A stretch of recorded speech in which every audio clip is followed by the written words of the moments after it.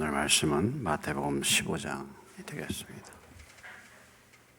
15장 오늘 21절로 28절까지 말씀입니다. 15장 21절로 28절입니다. 예수께서 거기서 나가사 두로와 시돈 지방으로 들어가시니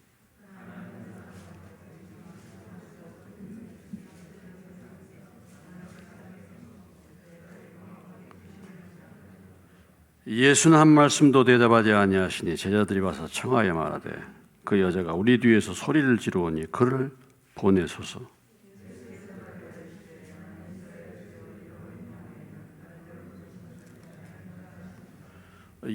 여자가 와서 예수께 절하며 이르되 주여 저를 도우소서.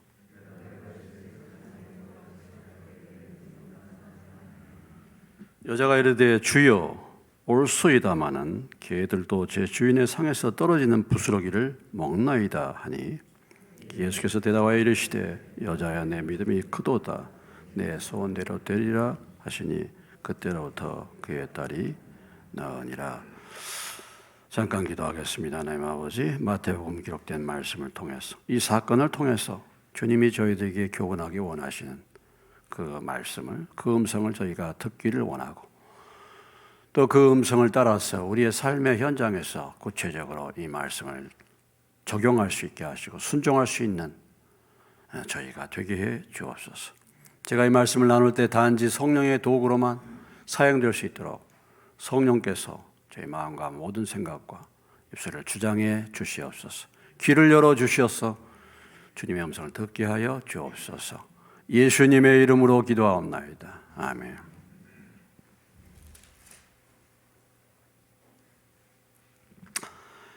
자, 우리가 복음서는 계속 되풀이하기 때문에 굉장히 익숙한 말씀들이죠. 익숙한 말씀입니다. 오늘 이 말씀도 우리가 이미 잘 아는 그런 말씀인데, 가나안 여자의 믿음입니다. 예수님께서 칭찬하신 이 가나안 여자의 믿음이 어떤 믿음인가? 그 믿음에 대해서 우리에게 오늘 말씀하시기 원하십니다. 마가복음 7장 24절 같은 사건을 기록한 마가복음에 보면은 가나안 여자 이렇게 표현한 것이 아니라 수로보닉의 여자 이렇게 표현이 됐어요. 그것은 좀 더 가나안은 큰 의미에서의 지역을 말하는 것이고 수로보닉이라는 것은 작은 의미의 그 지역을 말하는 것입니다. 자, 우리가 오늘 말씀을 우리가 생각해 보면 두 부분으로 나눠 볼 수 있는데, 하나는 가나안 여자가 예수님께 나와서 간절하게 자기의 문제를 가지고 간구했다는 내용입니다. 간구하고 여기에 대해서 예수님이 어떻게 응답하셨는가를 보여주고 있습니다. 자, 먼저 우리가 21절로 23절까지 그 사이의 말씀을 우리가 보면서 주목하시기 바랍니다. 예수께서 거기서 나가사 두로와 시돈 지방으로 들어가시니 그랬습니다. 예수님께서 거기서 나가사 두로와 시돈 지방으로 들어가시니, 그러니까 지금 예수님께서 지금 이 팔레스타인 지역에서 나가서 두로와 시돈 지방으로 들어가셨다라는 것입니다.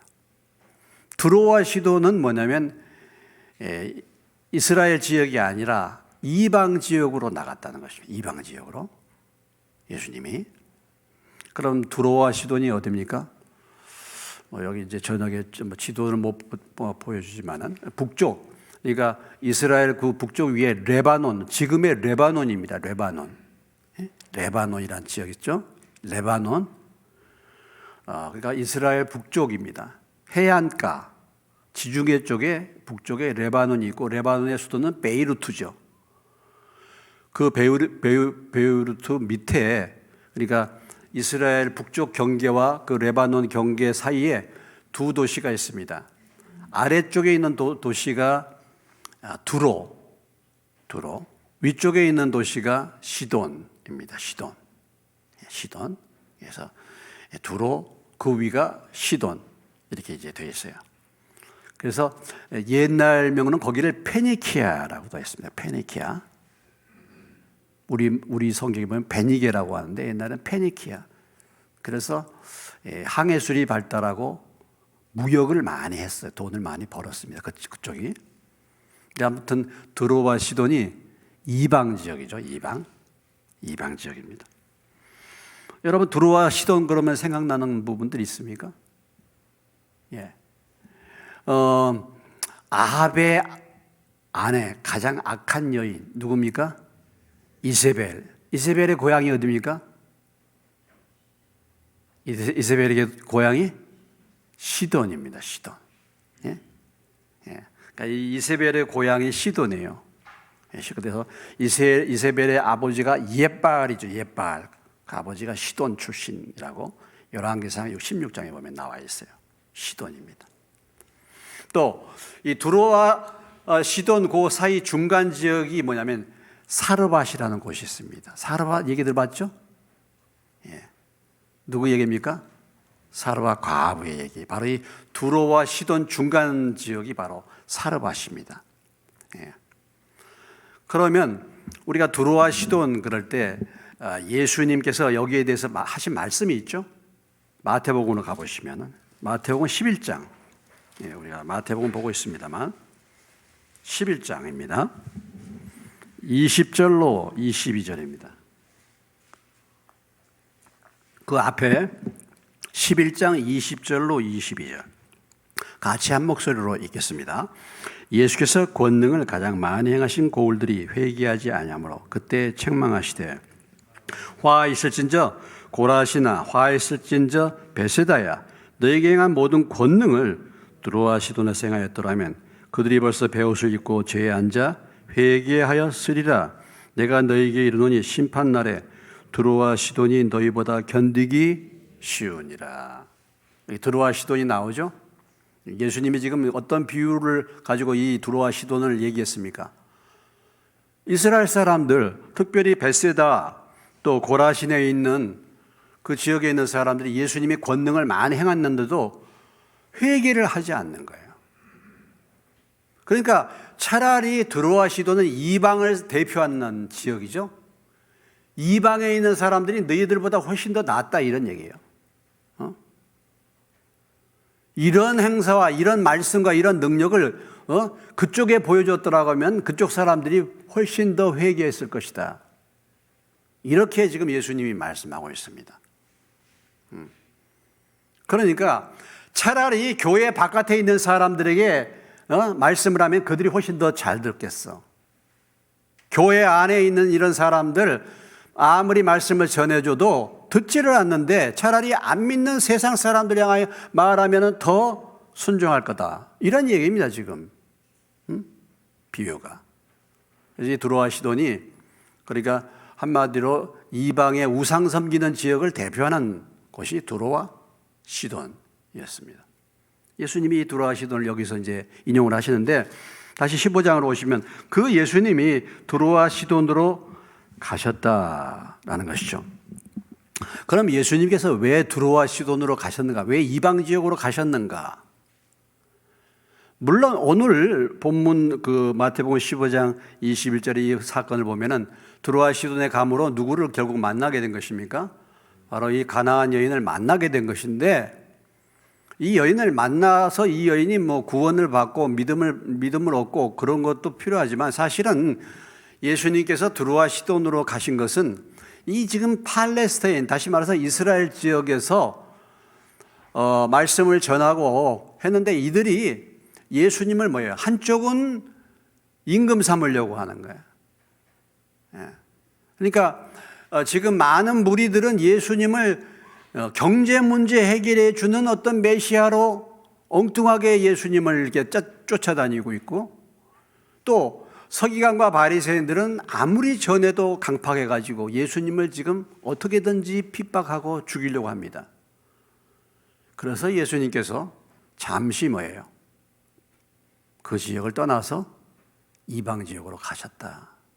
예, 잠시.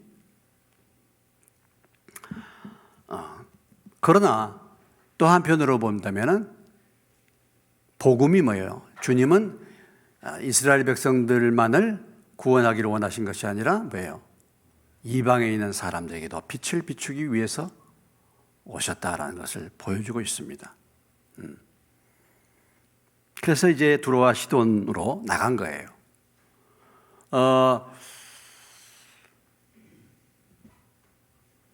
하나님께서 이렇게 이제 복음을 전할 때 로마서 11장에 보면 유대인들이 뭐예요? 그 말씀을 안 받았습니다. 그래서 강팍해졌죠. 그래서 하나님께서 이 복음의 방향을 어디로 옮겼습니까? 이방인들에게로 옮긴 거예요. 그러니까 이스라엘이 강팍하게 돼가지고 복음이 먹히지 않으니까 그 복음이 이제는 방향을 틀어가지고 어디요? 우리에게 복음이 온 것입니다. 우리에게. 이것이 참 하나님의 은혜죠. 우리가 사도행전을 잠깐 봤습니다만 사도행전에 먼저 이스라엘 백성들이 복음을 전할 때 그들이 이제 계속 핍박하니까 복음이 뭐예요? 이제 이방 지역으로 향했지 않습니까? 이방 지역으로 향하는 거예요. 자, 그래서 이제 예수님께서 이 두로와 시돈으로 가셨습니다. 그 지역에 갔는데 그곳에서 가나안 여자가 이제 예수님께 찾아 나왔다라는 거죠. 이미 예수님의 소문은 벌써 그 주변 모든 지역까지 소문이 다 나 있습니다. 그러니까 예수님이 왔다는 소식을 듣고 이 갈급한 문제, 간절한 문제를 가지고 있던 이 가나안 여자가 예수님을 찾아왔죠. 그래서 그 지경에서 나와서 소리질러 이르되 주 다윗의 자손이여 나를 불쌍히 여기소서 내 딸이 흉악하게 귀신 들렸나이다 하되 그랬어요. 오늘 그 여자의 기도를 여자의 그 간구를 여기서 우리가 볼 수가 있죠. 그가 그 마가복음 7장에 보면 소문을 듣고 나왔다는 표현이 있어요. 그러니까 소문을 듣고 나왔겠죠. 다윗의 자손, 주 다윗의 자손. 그 들려지는 소문이 이제 예수님이 다윗의 자손이란 말이죠. 그런데 그가 어떤 문제를 가지고 있었냐면은 바로 자기의 딸이 흉악한 귀신이 들렸기 때문에 이 가나안 여자가 예수님께 찾아 나왔다라는 것이죠. 여러분 이 지역에 사는 이 가나안 여자는 무엇을 섬겼겠습니까? 바알이나 이런 거 섬겼지 않겠습니까? 우상을 섬겼으니까 자기 딸이 지금 귀신 들렸는데 이 가나안 여자가 말이죠. 별별 걸 다 안 해봤겠습니까? 별별 걸 다 해봤을 거예요. 뭐 우리 같으면 뭐 무당을 불러다가 푸닥거리를 한다든지 뭐 별별 일을 다 해봤을 겁니다. 그런데 이 문제를 해결할 수 없기 때문에 지금 예수님께 나온 거 아니겠습니까? 우상은 결정적인 문제에 부딪히면은 해결할 방법이 없어요. 무능한 겁니다. 그게 우상이에요. 우상이란 건. 하나님은 인간의 힘으로 할 수 없는 그 상황에서 하나님이 역사하시지만은 그런 상황에 빠지면 우상은 정말 아무 힘도 발휘할 수 없는 그런 것이 바로 우상인 것이죠. 그래서 이 여인이 예수님께 찾아 나왔습니다. 우리가 기도라는 것이 뭐냐? 여러분 기도가 뭡니까? 기도. 오늘 이 가나안 여인이 주님 앞에 나와서 부르짖는 그것이 기도예요. 기도를 복잡하게 생각할 필요 없습니다. 물론 우리가 하나님의 말씀을 따라서 어떻게 기도하는가 기도하는 법을 배우기도 하고 기도의 순서를 따라서 기도하고 이렇게 하지만은 진짜 정말 원색적인 기도, 가장 기본적인 기도는 뭐예요? 주님 앞에 나와서 소리를 지르는 것입니다. 뭐 하는 거예요? 소리를 질러. 어떤 소리를 질렀습니까? 어떤 소리를 질렀어요? 나를 불쌍히 여기소서. 기도는 복잡한 게 아닙니다. 기도는 예수님께 나와서 뭐예요? 나를 불쌍히 여겨달라고 뭐 하는 거라고요? 소리를 지르는 거니까, 소리를. 소리를. 아니, 딸이 말이죠. 귀신 들렸으니까 얼마나 간절합니까? 간절하니까 소리를 지르는 거죠. 소리를. 소리를 어떻게 질렀냐면 23절에도 보니까 예수는 한 말씀도 대답하지 아니하시되 제자들이 와서 청하여 말하되 그 여자가 우리 뒤에서 뭐예요?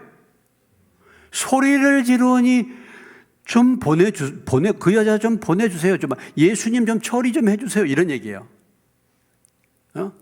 여자가 뭐야? 뒤에서 따라오면서 뭐야? 계속 나를 뭐야? 불쌍히 여겨달라고 소리를 계속 지르는 거예요. 소리를. 우리가 물론 기도할 때 침묵하면서 기도할 수도 있지만은 소리를 내시기를 주의 이름으로 축원합니다. 소리를 좀 내세요. 소리를. 그래도 자기 귀에 자기 소리가 들릴 정도, 자기 기도가 들릴 정도의 소리는 질러요. 못해도. 근데 간절하면 어떻게 되겠어요? 간절하면. 지금 남이 못 말리는 거야. 못 말리는 거야. 못 말리는 거야.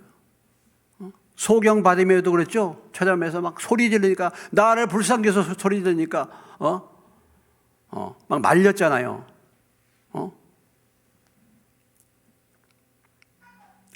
갈급하면 갈급할수록 소리가 간절해져요. 그러죠? 문제가 갈급하면 갈급할수록 소리가 간절해진다니까. 커진다니까. 커져.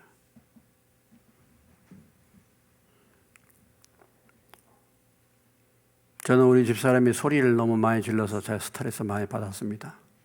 옛날에. 왜 이렇게 소리를 지르나? 소리를 너무 질러. 근데 개척교회 때는 좋았어요. 교인이 없는데 소리가 크니까. 소리를 말리지를 못해. 얼마나 소리를 크게 지르는지. 1,800명이 모이는 여의도 순복음교회 3호 세미나 거기 갔는데 아멘 소리가 내가 녹음 테이프를 들었는데 거기에 그 소리가 잡혔어요. 1,800명이 모였는데 아멘 소리가 지금은 제가 핍박을 많이 해가지고 많이 지금 소리가 약화됐습니다. 소리가 많이 약화됐어요. 진짜 정말 많이 죽었어요. 근데 모르죠. 하나님이 그런 간절한 마음을 주셔서 소리를 지르는 거 아니겠습니까? 간절한 마음을 주셔서 소리를 지르는 거 아니겠어요?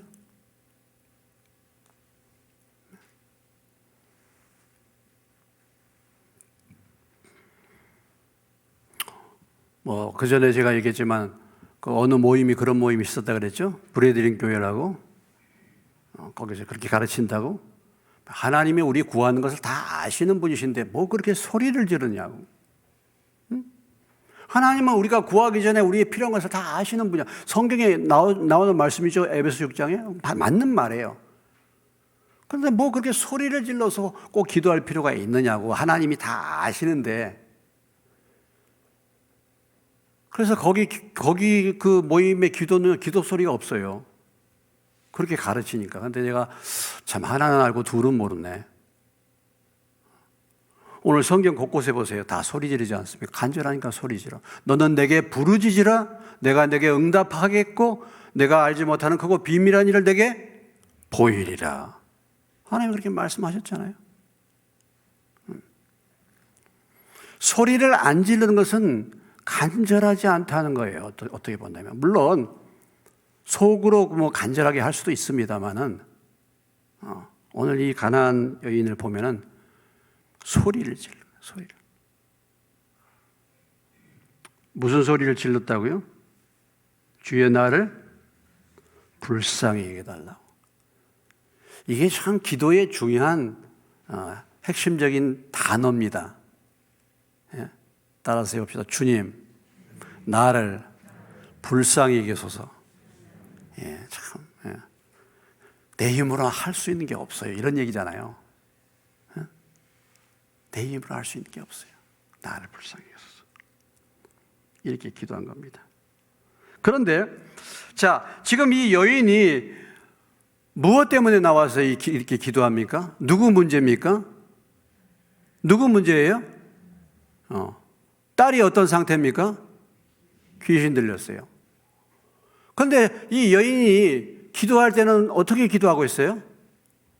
누구를 불쌍히 여겨달라고 기도하고 있습니까? 나를 불쌍히 여겨달라고.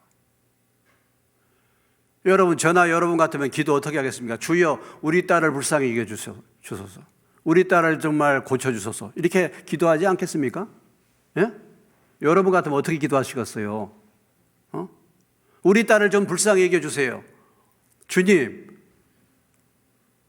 그렇게 하지 않겠어요? 우리 딸 좀 고쳐주세요. 이렇게 기도하지 않겠어요? 근데 이 여인은 어떻게 기도했어요? 나를 불쌍히 하게 해달라. 무슨 의미입니까? 내 딸의 문제가 누구의 문제예요? 나의 간절한 문제입니다. 내 딸의 문제가 나의 문제.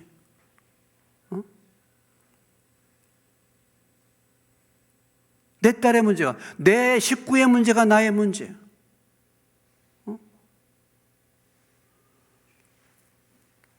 내 형제의 문제가 나의 문제예요. 우리 교회의 문제가 나의 문제예요. 이 나라와 민족의 문제가 나의 문제예요. 그렇게 되면 간절할 수 있잖아요. 그래서 딸이 귀신 들려서 이렇게 고통을 당하고 있으니 어머니의 심정으로서는 어떻게 하겠습니까? 그게 내 문제란 말이야. 우리가 기도가 간절해지는 출발은 뭐냐면 그 문제가 내 문제가 될 때입니다. 그 사람의 문제가 내 문제가 될 때 간절해져요. 그 사람을 위해서 기도할 때도. 그렇죠. 아니, 남의 거야. 남의 문제야, 그건 나와는 상관이 없어. 그래도 우리가 내 식구들은 그래도 내 문제로 여길만 하잖아요. 근데 정말 우리가 주님의 마음을 배우고 우리의 믿음이 성장하고 주님의 마음을 배우게 되면은 우리가 주님의 마음을 배운다 그랬는데 그렇게 되면은 그게 아니죠. 정말 이 나라와 이 민족의 문제가 나의 문제입니다. 그러잖아요. 그러니까 바울이 뭐라고 고백했습니까? 내가 차라리 지옥에 가더라도 내 민족을 구원해 달라고 기도했잖아요. 예? 왜 그렇습니까? 바로 바울은 기도하다가 이 나라와 이 민족의 문제가 내 문제로 여겨졌기 때문에 그런 거 아니겠습니까?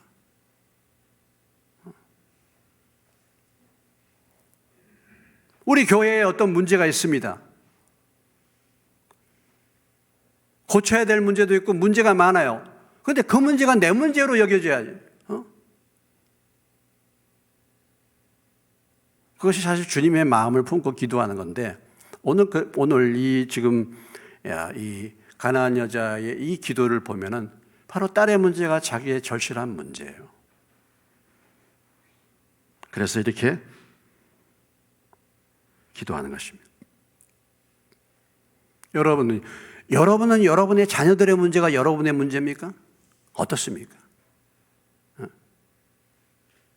여러분은 여러분의 남편과 아내의 문제가 나의 문제입니까? 그러면은 간절하게 기도할 수밖에 없죠. 남편이 믿지 않고 남편이 무관심하고 자녀들이 무관심하고 자녀들이 하나님에 대해서 무관심하고 하나님을 떠나고 있는데 나는 소리를 안 지르고 있어. 나는 자고 있어요. 이건 내 문제가 아니야. 이렇게 방관하고 있는 것입니다. 오늘 이 가나안 여인이 나를 불쌍히 여겨 달라고 이렇게 주님 나를 바로 이 내 딸의 문제는 나의 문제예요. 그렇죠. 딸이 이렇게 고통당하는데 이건 나의 문제입니다.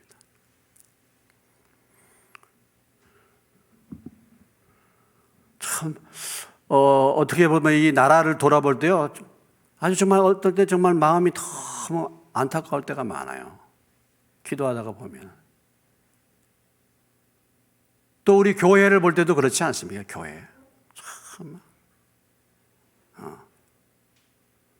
교회를 보고 기도하다가 저를 또 보게 되죠. 야, 참.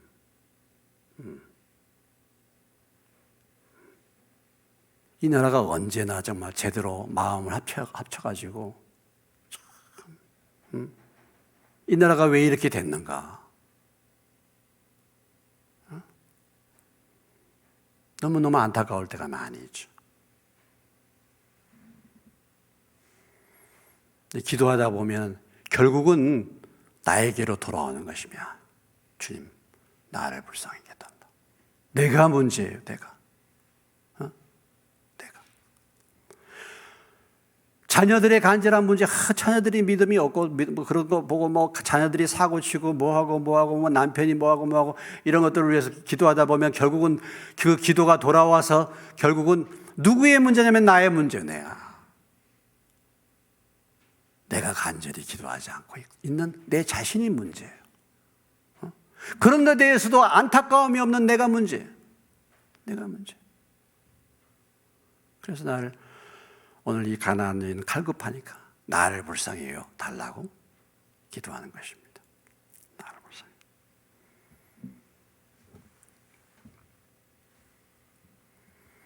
이렇게 기도하면서 지금 소리를 지르고 있는데 참 이상한 것은 예수님입니다. 예수님의 태도입니다. 23절을 보세요. 읽겠습니다. 예수는 한 말씀도 대답하지 아니하시니 제자들이 와서 청하여 말하되 그 여자가 우리 뒤에서 소리를 지르니 그를 보내소서. 예수님은 한 말씀도 대답 안 하시네. 이럴 수가 있습니까? 예수님이 지금 이렇게 간절하게 기도하는 이 여인의 그 기도에 예수님이 뭐 하셨습니까, 지금? 예? 침묵하시는 거예요. 침묵. 응답을 안 하신 것입니다. 대답을 안 하시는 거예요.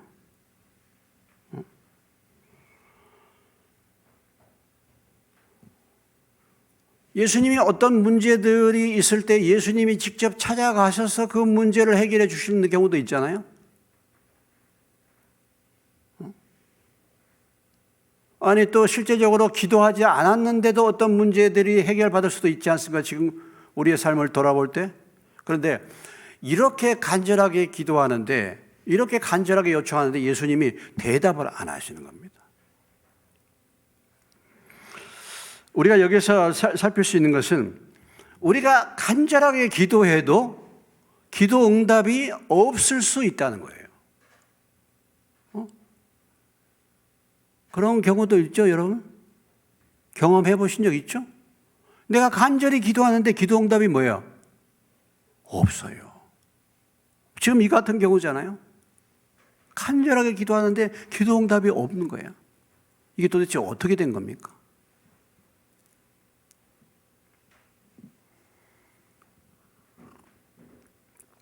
소리는 간절히 지르는데 예수님이 침묵하시니까 제자들이 견딜 수가 없는 거예요. 그래서 제자들이 지금 예수님께 주님 저렇게 소리 지르는데 좀 주님이 좀 처리 좀 해달라고 이렇게 부탁하는 거 아니겠습니까? 침묵하는 것이고 어떻게 본다면요 냉담한 반응을 보이는 거예요. 아주 싸늘한 반응을 보이는 겁니다. 그렇게 뭐 얘기를 하고 기도를 해도 응답이 없는 거예요.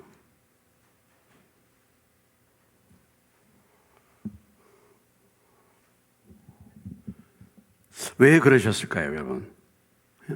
왜 그러셨을까? 왜 응답을 안 하셨을까?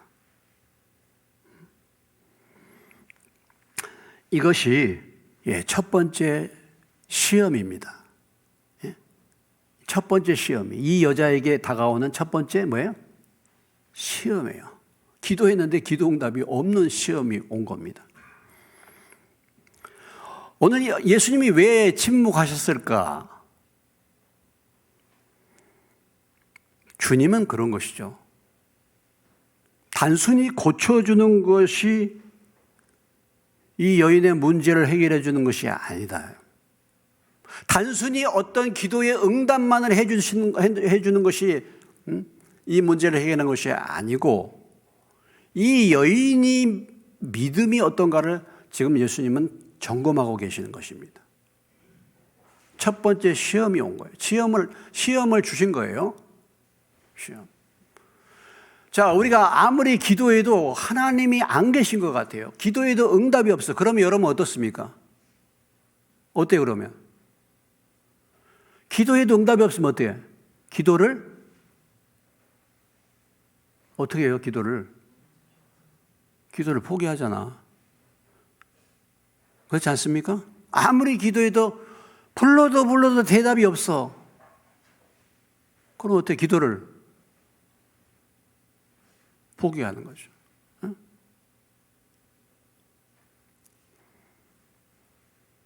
그리고 뭐 소문에는 뭐 고쳐주고 뭐 한다더니 내가 나와서 이렇게 기도해봐도 아무 소용이 없네. 뭐 이래? 그러면서 어떻게 집으로 가는 거죠. 욕하면서. 욕하면서. 이렇게 할 거 아니겠습니까? 여러분 혹시 그런 적 없으십니까? 그런 반응 해보신 적 없으십니까? 왜 이렇게 쌀쌀해? 이렇게 할 수도 있죠.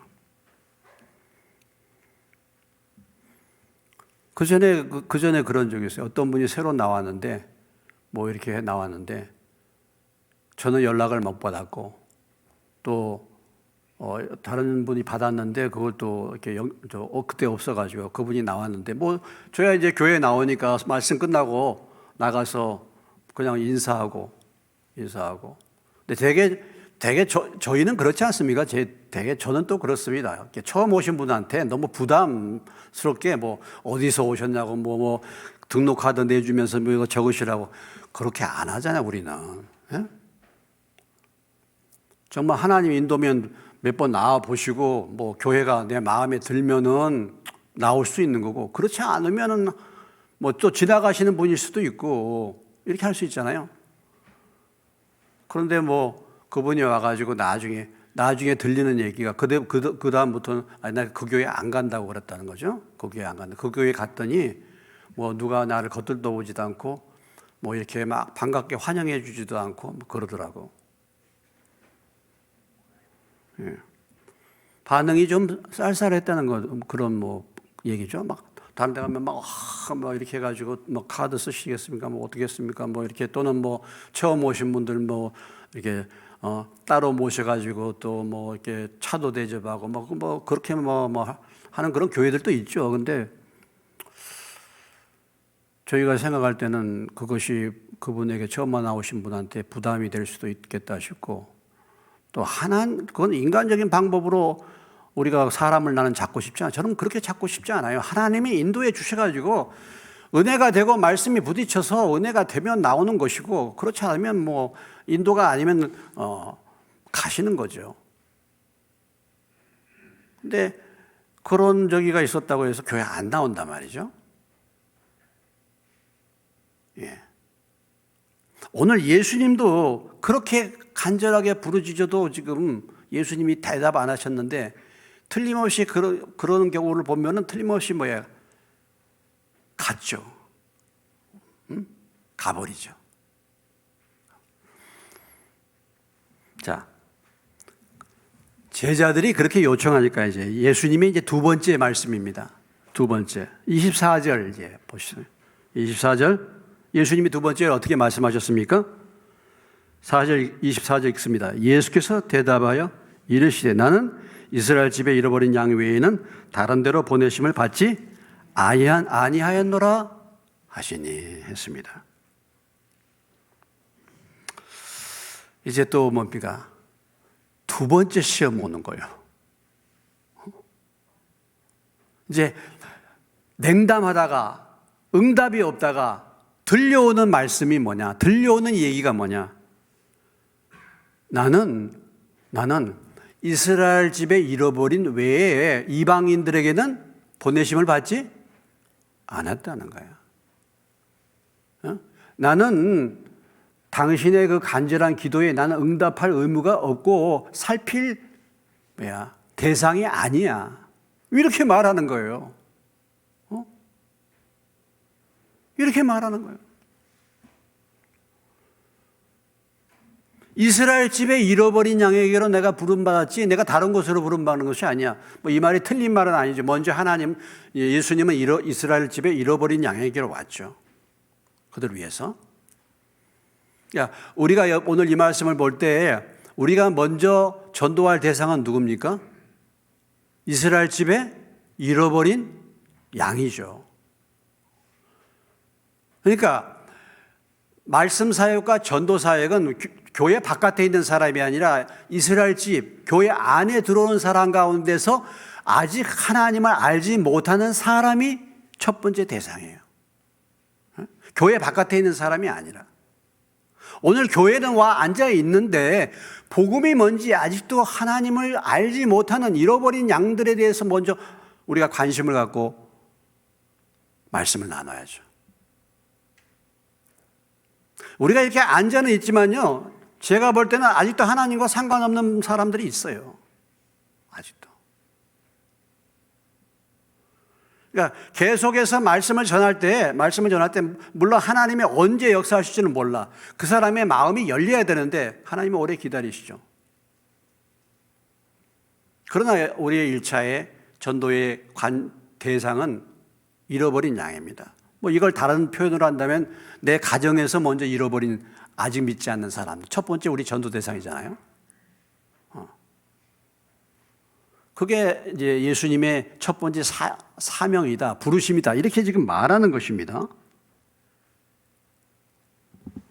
그러니까 한마디로 말해서 나는 당신의 기도에 응답해 줄 의무가 없고 내 대상이 아니다 이거야. 내가 돌봐줄 대상이 아니다 이런 얘기입니다.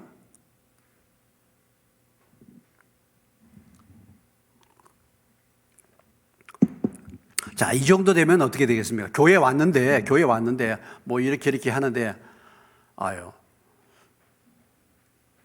우리 교회에 있는 성도도 살펴주기 어려운데 당신까지 내가 돌볼 수 있겠습니까? 이런 얘기를 들었단 말이죠. 그럼 어떻게 되겠어요? 이 정도 되면 견디기 어렵겠죠.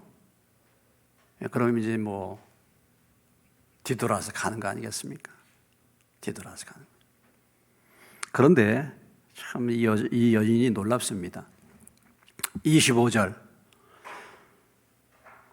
자, 25절 읽습니다. 여자가 와서 예수께 절하며 이르되 주여 저를 도우소서. 이렇게 말하는데 두 번째 시험이 오는 거 아니겠습니까? 그런데 엎드려 절하는 것입니다, 오히려. 제가 여러분이 왔는데 나 집사님 살필 적이 아니야. 지금 시간 없어. 나중에 오세요. 근데 엎드려가지고 목사님 저를 도와주세요. 이렇게 하겠습니까?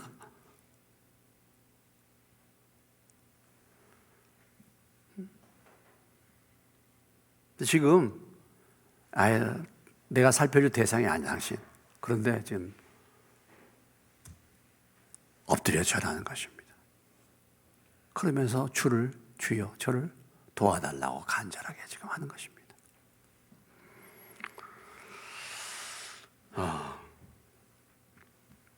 더욱 겸손해지는 거죠.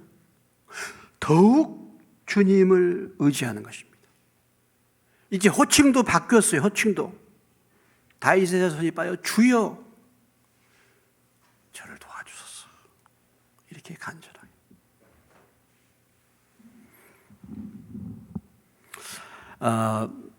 저 같으면 이 정도까지 하면은 전 도와주겠어요. 오지 마세요. 저 대상 안 해요.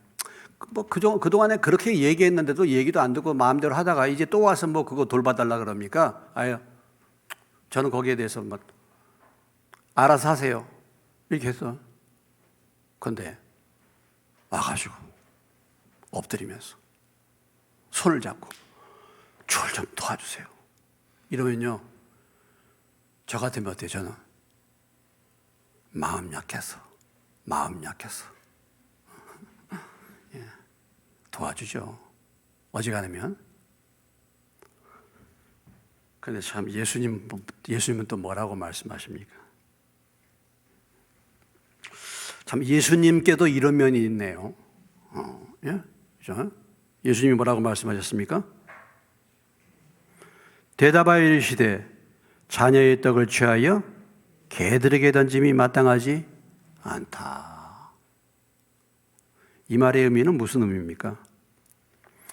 이스라엘 백성의 떡, 하나님 부름받은 자녀들의 떡을 취하여, 개들은 누구를 말하는 거죠? 이방인들.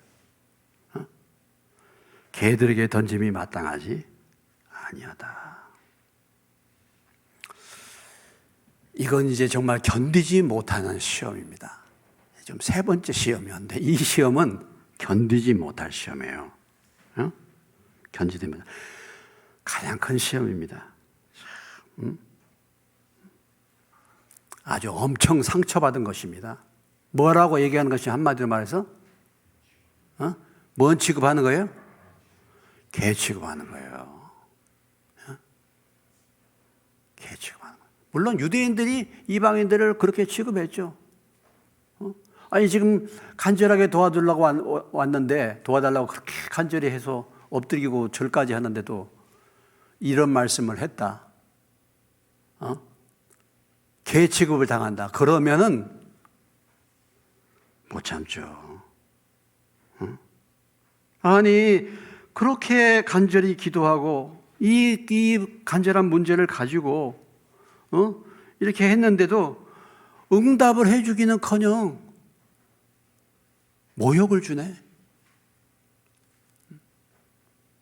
지금 딸하고 딸이 귀신 들려가지고 얼마나 많이 시달렸어 인생. 이렇게 힘들고 어려운 인생인데 그동안 딸아 너가 얼마나 정말 네 딸 때문에 고생이 많아. 이런 얘기는 한마디 안 해주고 개 취급하네. 여러분 같으면 어떻게 하겠습니까? 이 자리에 계신 여러분 같으면 어떻게 하겠어요? 솔직하게 한번 말씀해 보세요. 이 정도까지 되면 어떻게 하겠습니까? 에이, 에이 하면서 저주를 퍼붓지 않겠습니까? 그렇겠죠? 저주. 틀림없이 그렇게.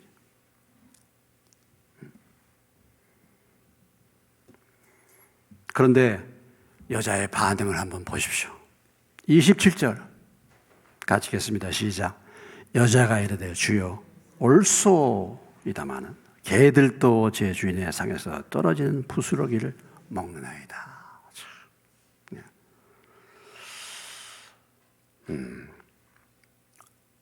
내가 개다라고 했을 때 자기 자신을 개로 인정을 하는 것입니다. 그렇죠? 개들도 올소이다. 그 굴욕적인 그 욕을 내가 받는 거예요. 지금 그걸 받아들이는 것입니다. 나는 개 같은 자입니다. 그런 말이죠. 나를 비천한 그 나의 처지를 인정하는 것입니다. 내가 개 같은 자입니다. 그리고 겸손하게 그걸 받는 것입니다. 무슨 얘기를 해도 나를 어떻게 모욕을 해도 나는 거기에 합당한 자입니다. 그러면서 참 지혜로운 말을 하죠. 겸손한 말을 합니다. 개들도 제 주인의 상에서 떨어지는 뭐예요? 부스러기를 먹나이다.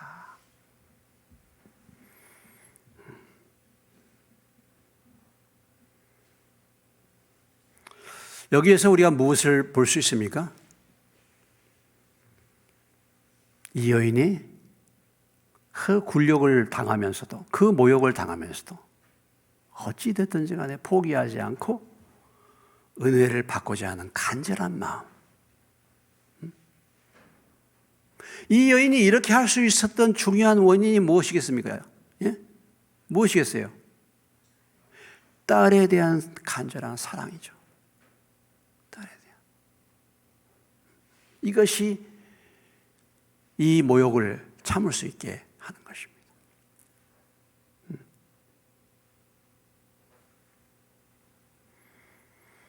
아마 이 정도 하면요, 누구든지 다 문 팍 차고 나갈 거예요. 예? 다 그러시겠죠? 제가 여러분들이 저한테 뭐 구하러 왔는데 이렇게 만약에 얘기했다 그러보세요. 욕 바가지로 하고 나갈 수도 있습니다. 문 꽝 닫고도 나가고 그럴 수 있죠.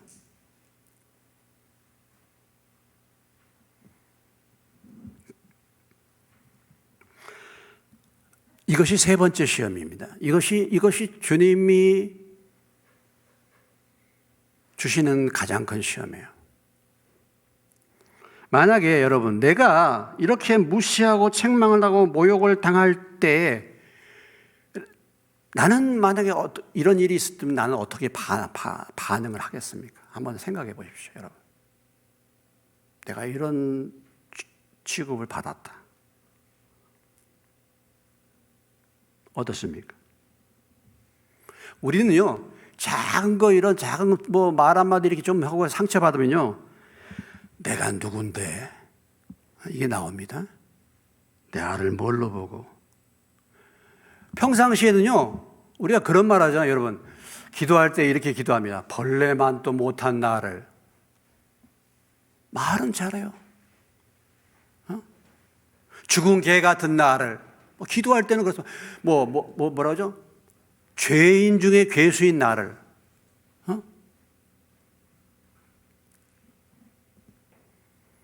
주님, 내가 정말 나를 부인하고 십자가를 지고 주님을 따르겠습니다.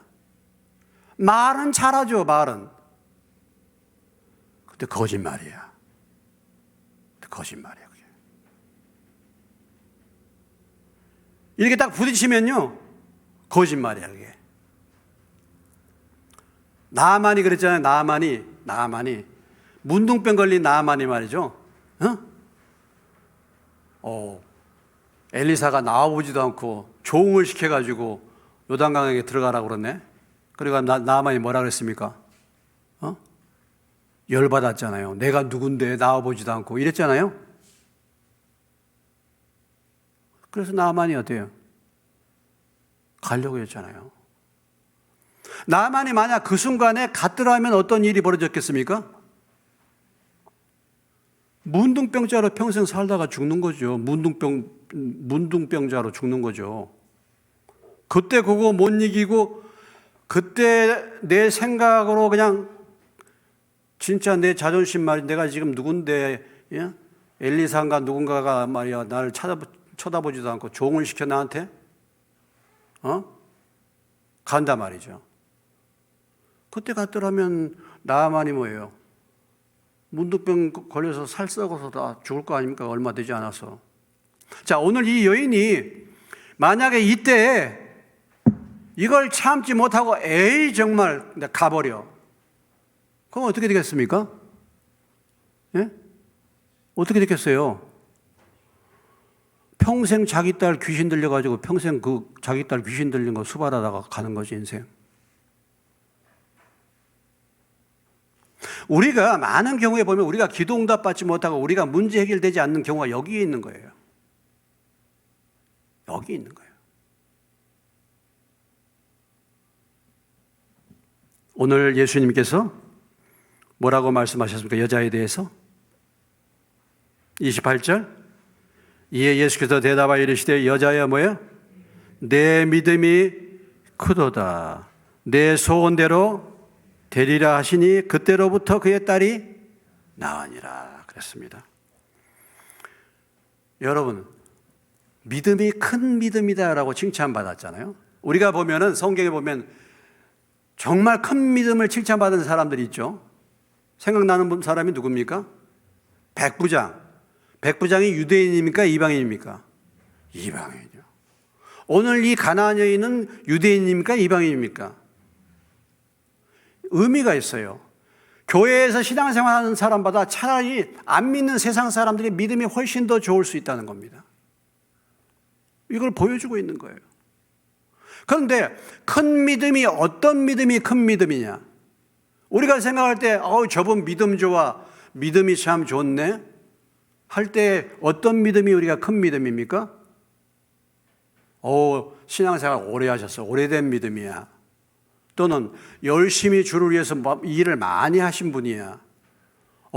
기도해서 능력 받아가지고 병도 고치고 막 능력이 나타나는 분이야. 믿음 좋은 분이야. 어떤 것을 믿음으로 행하신 분이야 할 때 우리가 일반적으로 그 사람의 믿음이 큰 믿음이다 이렇게 말합니다.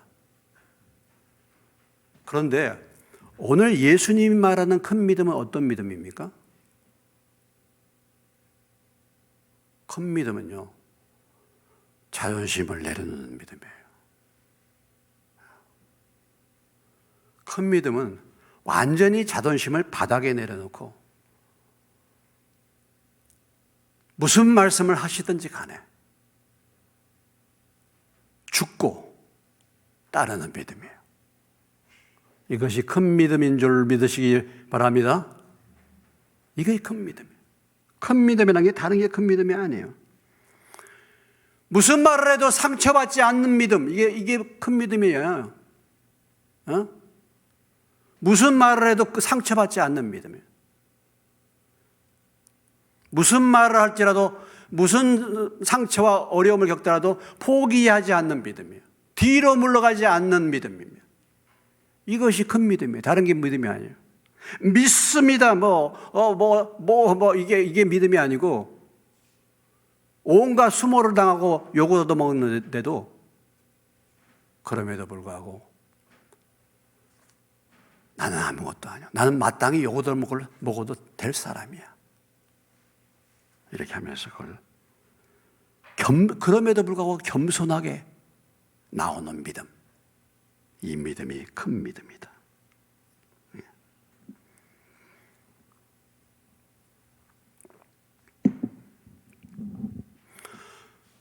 자, 귀신이 언제 나갔습니까? 딸에 붙었던 귀신이 언제 나갔어요? 예? 딸에게 붙었던 귀신이 언제 나갔습니까? 예수의 명하니 귀신은 나가야 이렇게 해가지고 나갔습니까? 물론 경우에 따라서 안수하면서 그렇게 기도해서 귀신이 나가는 경우도 있죠. 근데 진정으로 귀신이 언제 나갔습니까? 예? 이 여자가 자존심을 내려놓고 자존심을 내릴 때, 자기 자존심이 빠져나갈 때, 자존심의 영이 빠져나갈 때 귀신이 빠져나갔어요. 예? 우리가 왜 어떤 문제들이 해결 안 되냐? 그 자존심이 모든 문제의 배후에는 뭐가 있냐면 자존심이 있어. 그렇기 때문에 순종을 안 하는 거예요. 예? 우리가 그렇거든요, 사실 보면. 다 자기 생각에는 게 자기 자존심이에요. 자기 방법. 뭐라고 하면 말을 안 들어요. 왜? 자기 자존심이 있어요. 안 듣잖아요. 자기 생각이 있고 자기 계획이 있어. 자기 방법이 있어요.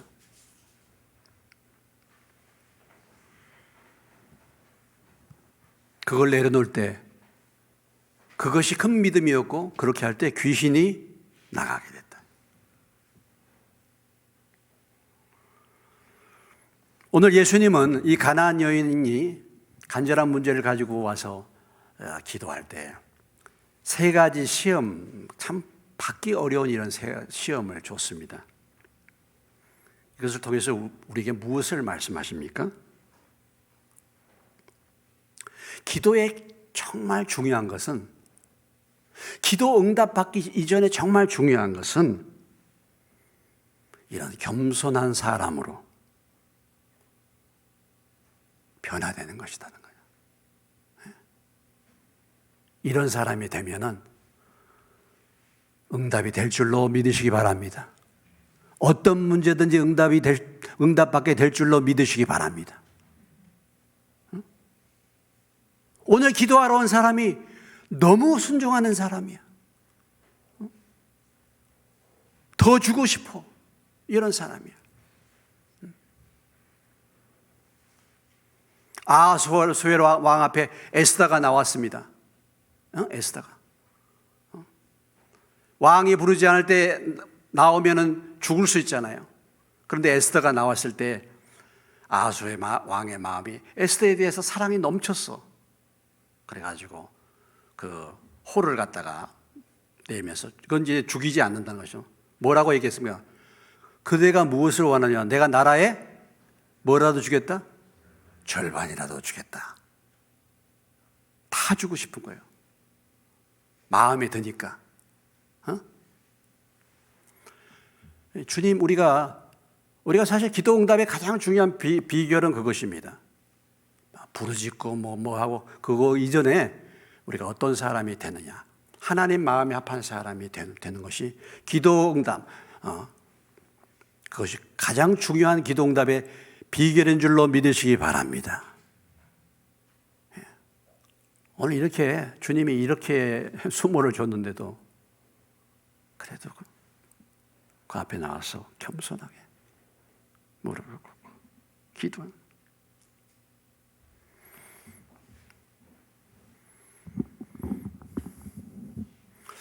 여러분에게 어떤 문제가 있습니까? 문제가 심각할수록 간절하게 나와서 기도해야 될 상황을 우리에게 말씀해 주고 있는 것입니다. 오늘 이 가나안 여인은 정말 귀신 들린 딸 생각해 보세요. 심각하죠. 심각한 문제가 있으면 있을수록 더 간절하게 지금 기도해라고 하나님이 사인을 보내신 겁니다. 근데 문제는 심각한데 간절하게 부르짖질 않아요. 또 문제의 심각성을 느끼지 못해요. 자, 오늘 이 귀신 들린 귀신 들린 그 딸이 외적으로 뭐 귀신 들려서 할 수도 있죠. 근데 오늘 우리 자녀들을 보면요, 또 우리 주변을 보면요, 모든 사람들이 다 뭔가에 귀신이 들렸어요. 귀신이 들렸어. 돈 귀신이 들릴 수도 있고 뭔가 다 귀신이 들렸어요. 하나님 없이 뭔가 재미있고 하나님 없이 뭔가 바쁘고 하나님 없이 하나님보다 바쁘고 하나님 없이 뭔가 더 즐거운 일들이 있다. 이것은 귀신의 역사입니다. 그게 사실은요. 보면은 딱 그런 어떤 것에 붙들려 있어요. 우리가 이것을 알고 심각하게 알고 이런 문제를 가지고 하나님 앞에 나와서 부르짖고 기도해야 될 줄로 믿습니다. 뭐 좀 외람된 얘기지만요. 저희 교회에서요. 여러분들이 어떤 문제든지 정말 무슨 일이든지 목회자가 시키는 대로 따라서 어떤 수모를 준다 할지라도 따라서 하겠습니다. 만약에 이런 마음을 가지고 나오신다. 예? 제가 여러분을 욕하든지 뭐하든지 간에 그런 마음을 가지고 그럼에도 불구하고 이렇게 시키는 대로 하겠다고 만약에 그렇게 한다고 한다면 하나님이 어떤 문제라도 해결해 주시지 않겠나. 제 믿음으로는 그렇게, 제 믿음으로. 여러분은 어떨지 모르겠지만. 네. 우리가 뭐 사람이 아니라 이제 하나님 앞에, 주님 앞에 이런 마음의 태도와 자세를 가진다고 한다면 하나님이 어떤 문제라도 해결해 주실 줄로 믿습니다. 오늘 이렇게 칭찬받는 가나안 여인, 믿음이 크다고 칭찬받았는데 오늘 가나안 여인의 믿음이 어떤 믿음이었는가? 오늘 이 가나안 여인을 통해서 우리가 기도하는 법을 배우시고 또 이 여인처럼 정말 자기를 부인하고 끝까지 믿음을 포기치 않고 주님을 의지할 수 있는 저와 여러분 되셔서 여러분들이 기도하는 모든 기도가 응답되는 은혜가 임하시기를 주의 이름으로 축원합니다. 네, 찬송가